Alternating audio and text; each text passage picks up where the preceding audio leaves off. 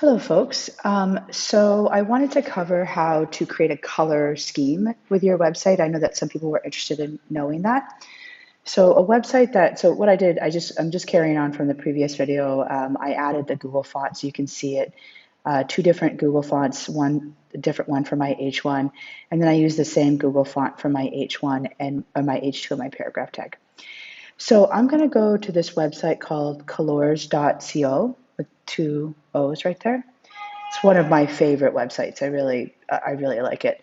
I say start generator, and it creates color palettes. So it uses colors that work well together.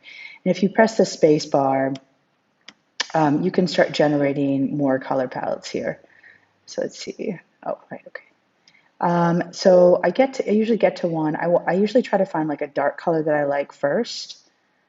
Like this outer space I really like, and I can lock it in, and I want to get like a dark color and then a light color too.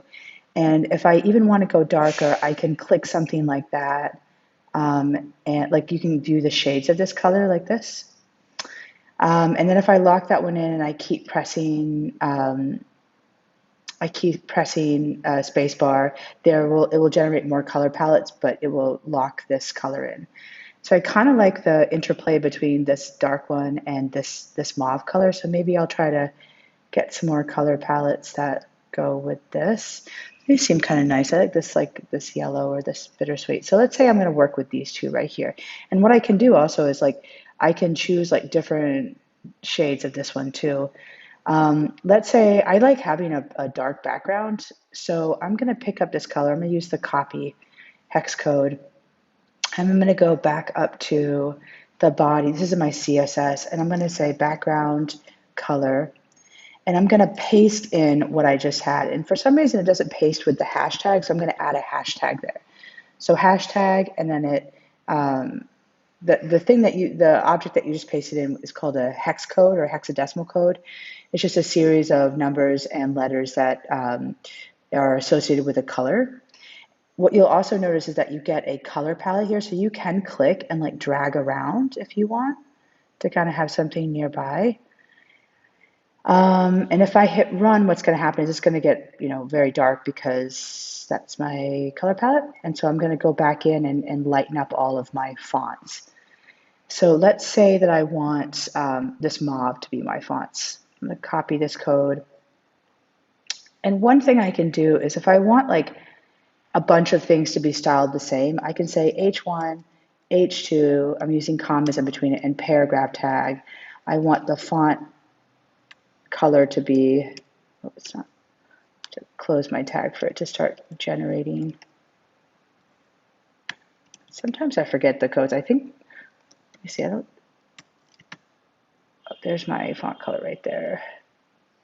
I actually think I think it's just color. If you ever run into an issue about like not remembering, I just always go to, oh, it's color. When I say color, I don't have to say font color. I just Google it. Okay, so oops, I have two closing tags here. All right, so this is going to indicate that I want the color to be the same on H1, H2, and the paragraph tag. And then all of a sudden I kind of have this right here, all right? And what I could do is I could use like, maybe I want the paragraph tags to be a little lighter. So I could choose this color and pull that in. So maybe I take paragraph away from here. Just let the heading tags be a certain color. Like that. This here, oops, I forgot my semicolon here. All right, and so you can just kind of work your way around there. So these are just ways to generate color palettes. You can also look like, let's say you want a color palette for like, you're trying to build something out for like a specific like sports team or something. You can Google like hex color codes for, let's say, the Mets or something, right? So here are the specific color codes for the Mets, right? So you could just like copy and paste this one into your project. That's the same as this hex code here, and there's that one there. Yeah, so that's just basically how you would do a color palette. And again, you want to like alternate dark and light so that you don't have too many things that are clashing. You could also put something around, like if I wanted to use this yellow for the border, I could do that. I would just find, this is how we indicate a border. You say the weight of the border, so that's how thick it is. You say what type of border, and then you say the color of the border.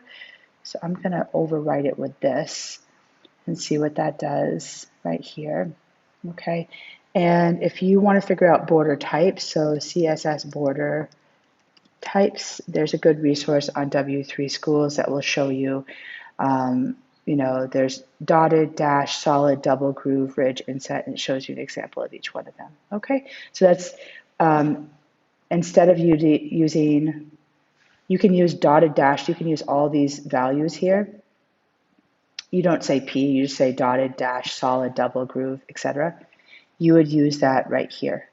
So border takes in 3 values. It takes in the weight, and then there's a space, and then the type, and then there's a space, and then the color. Okay.